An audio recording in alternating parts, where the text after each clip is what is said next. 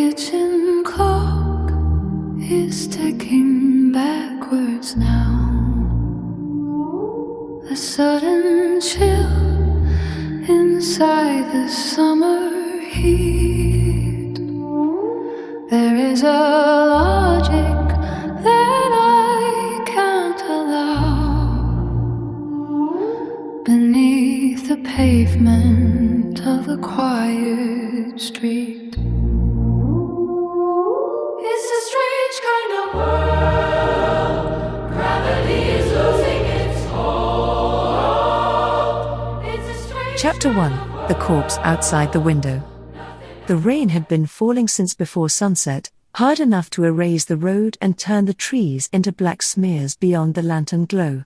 By the time the traveler reached the inn, his clothes were soaked through and the old woman at the door had begun sliding the bolt into place. She let him in because no one was supposed to remain outside after dark. That was all she would say, and no one inside corrected her. The building was a wooden box pressed against the mountainside. Its walls breathed with the wind, its floorboards buckled beneath every step, and a loose shutter struck the wall with the patience of a clock. The traveler paid for a corner room. Every other guest had stopped speaking. An hour later, the old woman walked the corridor with a brass bell in one hand and a lantern in the other. She pressed yellow paper above each door. When she reached his room, he asked what the writing meant. "It means stay inside," she said. "It means do not answer anyone who calls your name." The traveler laughed because the alternative was admitting he was afraid. The old woman did not. He woke after midnight to a heavy impact from the courtyard. There was a pause, then another, thump, silence, thump. It was too heavy for a branch and too regular for the wind. Something was crossing the yard, one landing at a time, striking the earth with both feet together. The sound moved from the gate to the stable, then toward his window. The shutter rattled, and the paper above it curled in the damp. He should have left it alone, but instead he raised the shutter by 2 fingers. At first he saw only the courtyard, silver with rain. Then something passed through the darkness below. It wore a long official robe, black with water and dirt. Its arms extended straight ahead, fixed as though the joints had forgotten how to bend. Its face was pale and swollen, and yellow paper marked with red characters hung from its forehead. The figure did not walk. It bent at the knees, rose from the ground, and landed with both feet together. The traveler dropped the shutter and stumbled backward. He told himself he had seen a sick man, a criminal in chains, anything that still belonged among the living. Then the thing struck the wall beneath the window and remained there, close enough that he could hear water dripping from its clothes. Someone whispered his name from outside. The voice belonged to his brother, dead for 11 years. The voice came again, reminding him of a summer beside a river and a promise no one else had heard. He stepped toward the window. The paper above the frame tore loose, and the shutter flew open. The corpse stood inches away, its clouded eyes fixed on the room and its mouth open over blackened teeth. The paper on its forehead snapped in the wind, and the traveler saw that the writing was not random. "Remain still." The command seemed meant for the corpse, though it might just as easily have been meant for him. The body lurched forward, but the sill stopped it. Its rigid arms struck the wall on either side of the traveler, trapping him between them, and it leaned closer with a wet breath. He remembered a warning he had dismissed as village nonsense. The dead did not always see as the living saw. Some followed sound, some hunted warmth, and some sensed the breath itself, the small rhythm that marked a body as inhabited. He closed his mouth and held the air in his lungs. The corpse stopped. Rainwater ran from its chin and the smell of wet earth and decay filled the room. His heart hammered, but it did not move. 10 seconds passed, then 20. Pressure built behind his eyes, his chest tightened, and every muscle demanded the one action that would prove he was alive. The corpse tilted its head. The floorboard beneath the traveler creaked, and the pale face followed the sound. Outside the room, the brass bell rang once. The corpse snapped upright. The old woman stood at the far end of the corridor, barefoot and holding a strip of yellow paper. She rang again, and the corpse turned toward her like a puppet pulled by a wire. The traveler sucked in air, and the creature whipped back toward him. The old woman shouted a command. The paper flew from her hand and struck the corpse on the forehead. Everything stopped, though the body remained half inside the room. Its arms stayed raised, and its mouth stayed open. The old woman approached and pressed 2 fingers against the talisman. She whispered a phrase, then told the traveler not to touch the corpse, not to remove the paper, and never to let it hear him breathe again. Only then did she give the thing a name. Jiangshi. Not ghost, not demon, and not vampire in the form the West would later recognize. The word meant something simpler and more terrible, a stiff corpse, a body that had forgotten it was dead. Chapter 2, Neither Dracula nor Zombie. The easiest way to misunderstand the jiangshi is to call it a Chinese vampire and stop there. The label gives an English-speaking listener something familiar, but it also pulls the creature toward rules it never followed. A jiangshi does not need a cape, a coffin, aristocratic manners, or seduction. It does not become a bat or wait for an invitation to cross a threshold. The word itself points elsewhere. Jiangshi is usually translated as stiff corpse, a body hardened by death and somehow forced back into motion. In older usage, the term could refer to a corpse that had not decomposed, especially one exposed, improperly buried, or found far from home.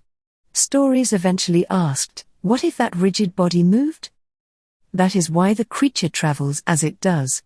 A corpse locked by rigor mortis cannot stride naturally, bend its arms, or turn its head with ease.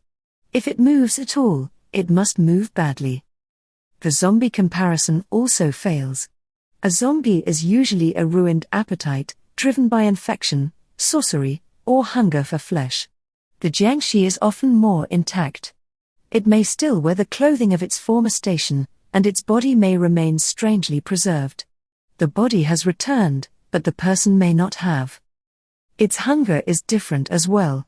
Modern films sometimes give the jiangshi fangs or show it drinking blood, especially after Western vampire imagery became familiar in Asia.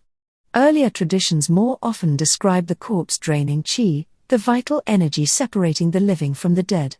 It is a dead body stealing the force that belongs inside a living one. Qi can mean breath, vitality, energy, or the animating principle of the body. The traveler in the inn was told to stop breathing because breath was not merely noise. It was evidence of life, a signal the corpse could follow. Holding his breath meant briefly disguising himself as something already dead. There was never one accepted explanation for how a jiangshi arose. In one story, burial was delayed. In another, the dead person suffered a violent end and retained enough anger to disturb the grave.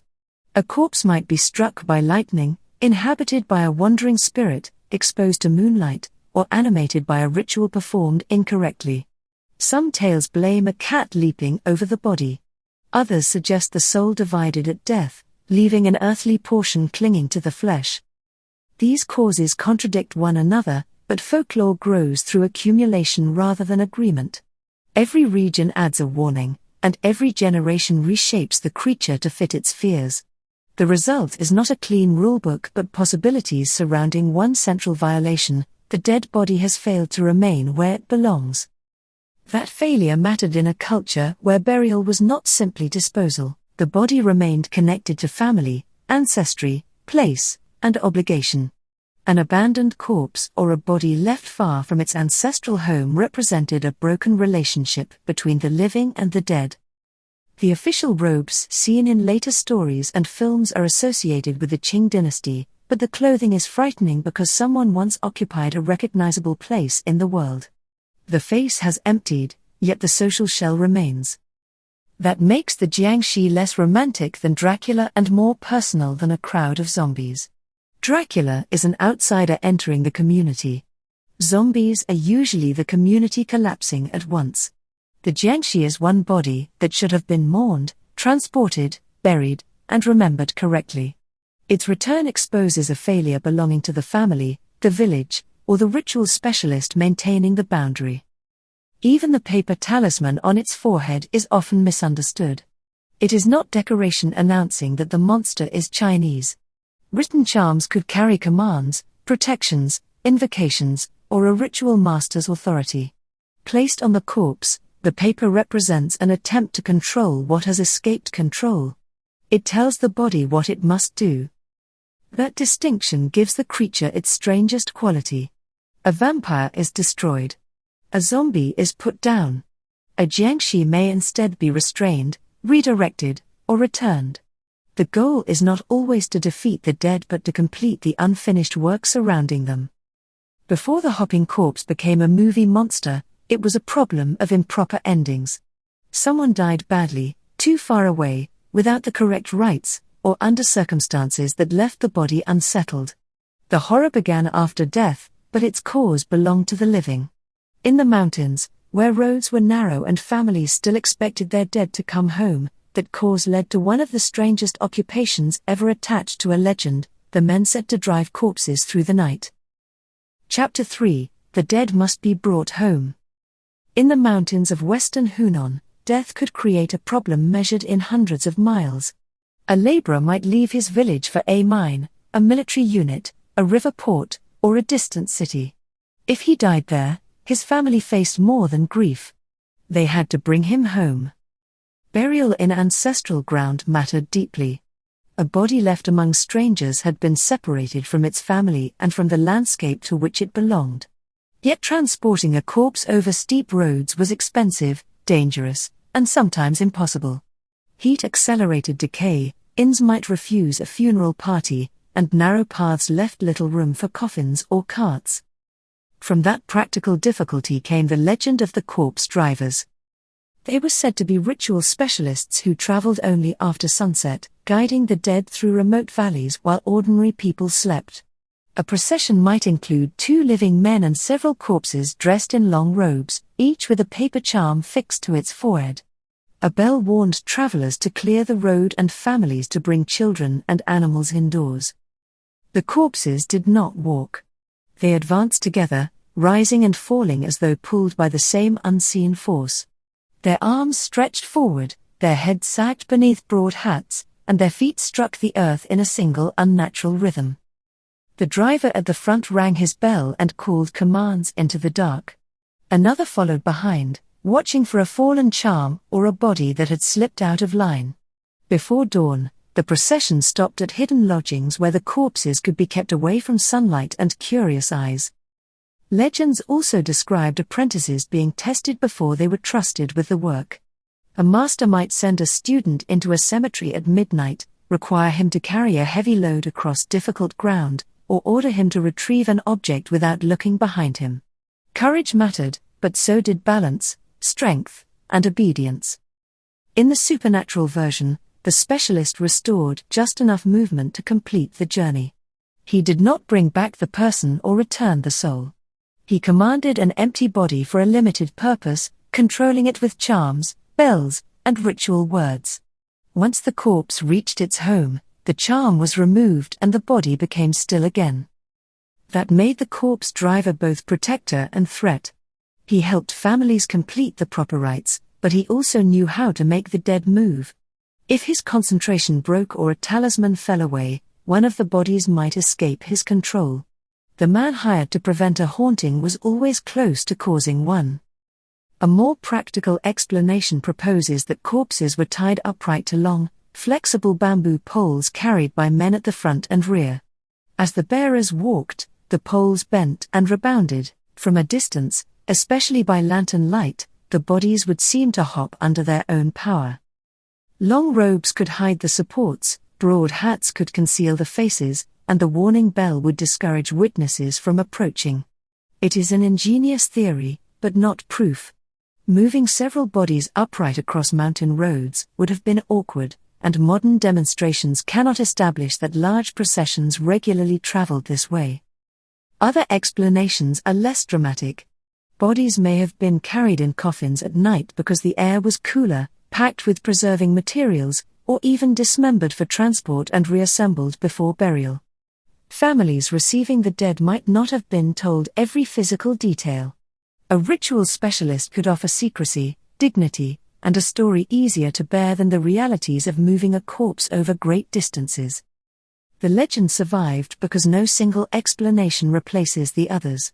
Practical transport, funeral custom, fear of restless bodies, and local storytelling may all have contributed. One strange procession seen in darkness could be retold for years, gaining another corpse, another bell, and another impossible movement each time. The landscape helped the story grow. Mountain roads twist, lanterns reveal only fragments, and darkness turns ordinary motion into something uncertain. A robe sways, a pole bends, a pale face appears beneath a hat, and the procession vanishes before the observer can understand what he has seen. At the center of the tale is a duty owed to the dead. The corpses are moving because someone loved them enough, feared them enough, or respected tradition enough to bring them home. The horror begins when the journey is interrupted, the ritual fails, or the body refuses to become still. Corpse-driving stories gave the jiangshi a road to travel. Chinese supernatural literature would give it something more dangerous: freedom. Chapter 4: What the Scholars Would Not Discuss. The opening scene of this episode was invented, but its bones are centuries old. In a famous story collected by Pu Songling, 4 travelers reach a roadside inn after every bed has been taken. The innkeeper finally offers them space in a room where his daughter-in-law lies dead, waiting for a coffin. 3 men fall asleep. The 4th hears the trestles creak and sees the corpse rise. She bends over each sleeper and breathes upon him. When she reaches the waking traveler, he hides beneath the bedding and holds his breath. She returns to her place, but the other men can no longer be roused. The survivor dresses quietly and runs. The corpse follows him with terrible speed. He reaches a monastery whose occupants refuse to open the gate, then shelters behind a tree. Man and corpse circle the trunk until she lunges with both arms. He falls backward, and her fingers drive so deeply into the bark that she remains fixed there until morning. The magistrate later finds the 3 travelers dead and the corpse still gripping the tree. The story is usually known as the transformed corpse, or shibian. It already contains much of what later audiences would associate with jiangshi, a dead body becoming violently mobile, breath as a source of danger, rigid limbs, relentless pursuit, and a sudden return to stillness. Yet there is no official's uniform, no forehead charm, no comic hopping, and no Taoist hero explaining the rules. Pu Songling spent decades gathering unusual accounts into strange tales from a Chinese studio. He often wrote as though preserving testimony rather than inventing fiction. A person was named, a district identified, a witness mentioned, and an impossible event placed inside the ordinary machinery of inns, examinations, marriages, lawsuits, and local officials. That style made the supernatural more convincing. A ghost story told beside a fire can be dismissed as entertainment. An account ending with a magistrate, a body, 3 dead men, and a certificate carried home by the survivor feels uncomfortably close to evidence. Pu did not need to insist every detail was true. He only needed to write as though someone had filed a report. Later Qing writers expanded this strange archive. Yuan Mei titled his collection What the Master Would Not Discuss, borrowing from a passage describing subjects Confucius avoided: prodigies, violence, disorder, and spirits. Yuan then filled hundreds of stories with exactly those things, gathering material from conversation, earlier books, local reports, friends, and relatives. In Yuan Mei's world, the people commanding corpses could be worse than the corpses. One tale describes a sorcerer who threatens victims with animated bodies and uses terror as extortion. The corpse is no longer merely an accident of bad death or failed burial. It can become a weapon, meaning the real monster may be the living person who understands the ritual and chooses to abuse it. Ji Yun, also known as Ji Ziolan, approached strange events like a scholar and administrator.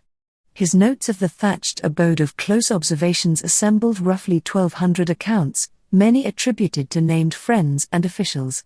He did not always accept the supernatural explanation offered to him, but he rarely discarded the event. Instead, He weighed possibilities and tried to determine what kind of thing had occurred. This encouraged readers to treat jiangshi almost as a category that could be studied. A newly dead person might revive because some portion of the soul had not departed. An older corpse might remain undecayed, absorb energy, and become more powerful. Some could move only awkwardly. Others might run, attack animals, grow hair, or eventually fly. These classifications were never one official mythology. Pu Songling, Yuan Mei, and Ji Yun were collecting a changing body of tales, not writing an instruction manual. Their accounts disagree because they came from different regions, decades, witnesses, and traditions. The inconsistencies show the creature being assembled. Literature changed the stiff corpse in a way mountain legends could not. Corpse drivers had given it movement, ritual control, and a reason to travel. Writers allowed it to escape the procession, enter the inn, choose a victim, and continue hunting after every sensible person had fled. Readers no longer needed only to be told that a corpse might rise.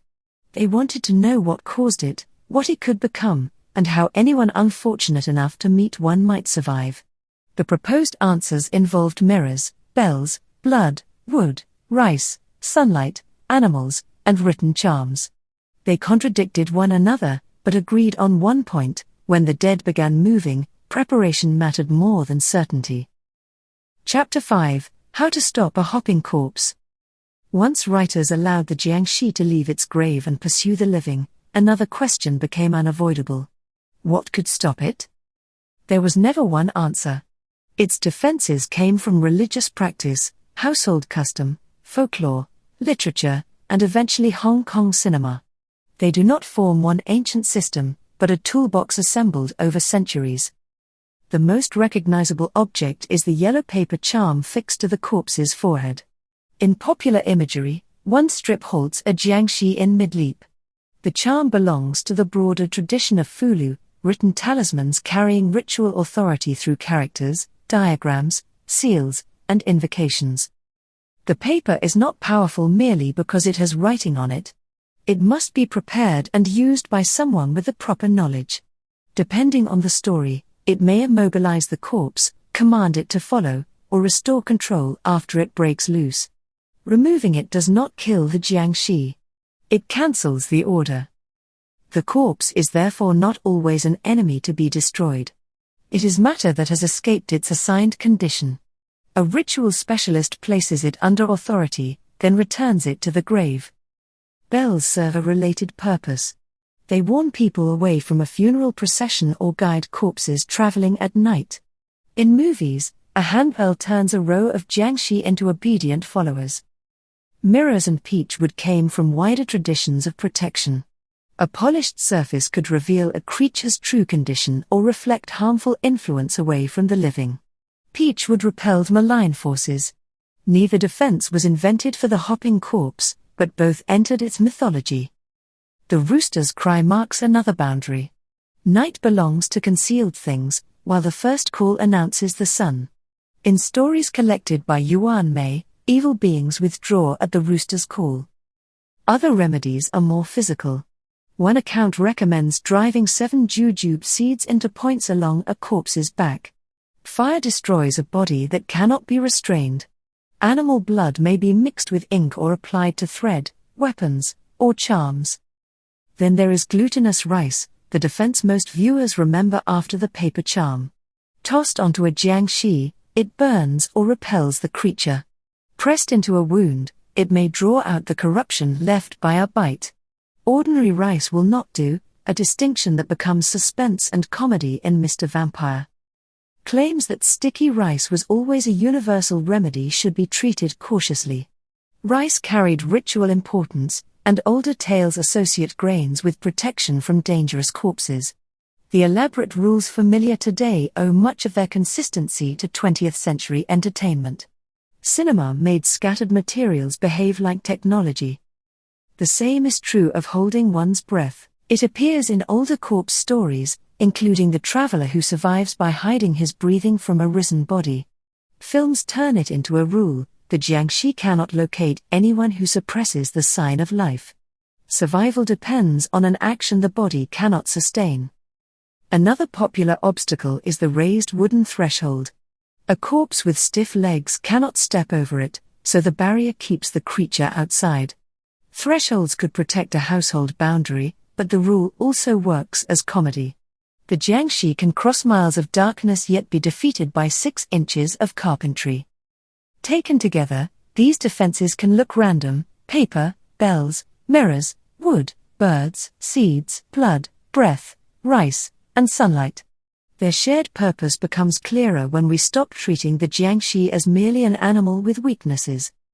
Each remedy restores a boundary. The charm restores authority.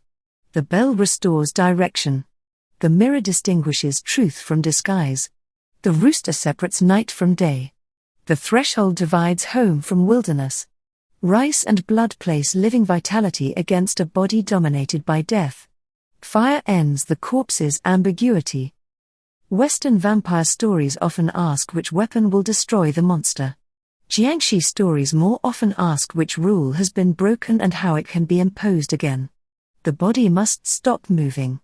The dead must cease feeding upon the living.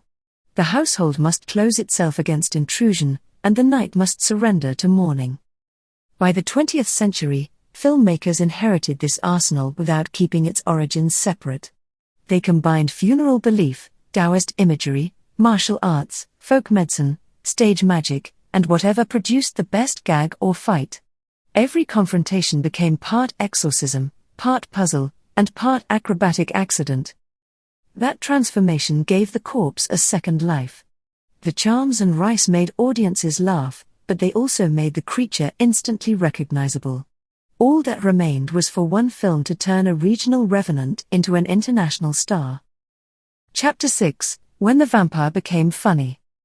By 1980, the jiangshi had spent centuries moving through folklore, strange story collections, stage traditions, and scattered films.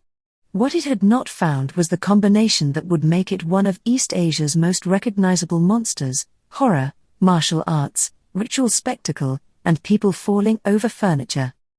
Sammo Hung's encounters of the spooky kind brought those elements together.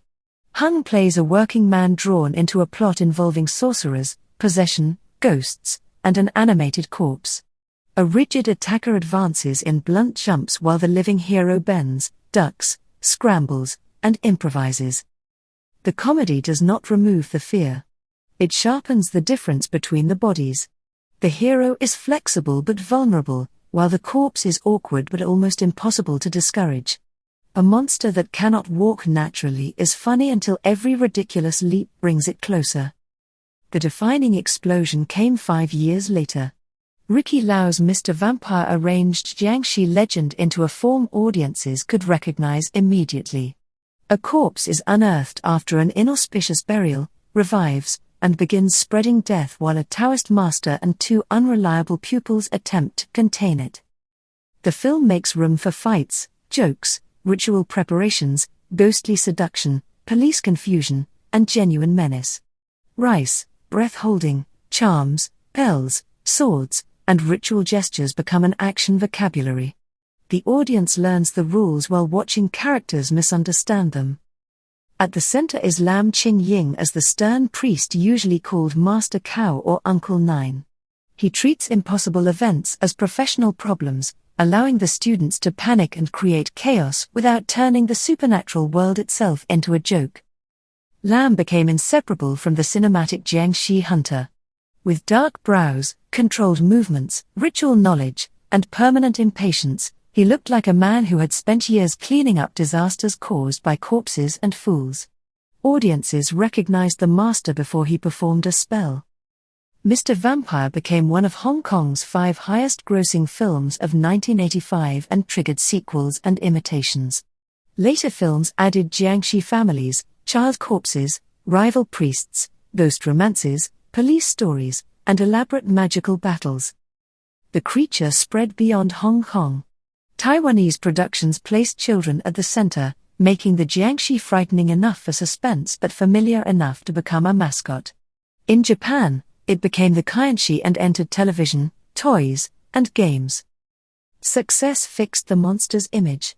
The Qing robe, round hat, pale face, extended arms, forehead talisman, and two-footed hop became a visual sentence understood at a glance. Details that had varied from story to story hardened into a costume, much as Dracula's evening clothes came to represent Western vampirism. This standardization had a cost. The jiangshi became separated from the anxieties that created it: burial far from home, divided souls, failures of family duty, and bodies left outside proper ritual order. What remained was wonderfully usable. Put a charm on its head and it freezes. Remove the charm and everyone runs. By the mid-1990s, repetition exhausted the cycle. Too many films used the same priests, props, jokes, and attacks without finding a new reason for the corpse to rise. Other forms of fantasy and horror took over, and the jiangshi returned to the margins without disappearing. Later revivals looked backward. Juno Max Rigor Mortis in 2013 reunited performers associated with the old cycle and treated its imagery as mournful and haunted by cinema itself. Games, animation, costumes, and internet culture kept the creature visible to people who had never seen the films that established its modern form. That survival explains why the hopping vampire works. It can be comic without becoming harmless and culturally specific without remaining trapped in one period. Its movement is ridiculous only from a safe distance. In a dark room, the sound of both feet striking the floor would erase the joke. Return to the traveler at the inn. The corpse remains frozen at the window, yellow paper pressed against its forehead. Morning light reaches the room, and for the first time he sees that the dead face is not snarling. It looks tired, as though the long road continued past the point where anyone remembered why it began. The old woman does not burn it or drive a stake through its heart. She rings the bell, gives a command, and leads it into the rain. The jiangshi makes one stiff leap, then another, traveling toward a home that may no longer exist. Next time on strAInge, we remain with the human body after death, but replace bells, charms, and mountain roads with medicine, sugar, and a promise of impossible healing. The following episode is about one of the strangest confections in human history, the mellified man.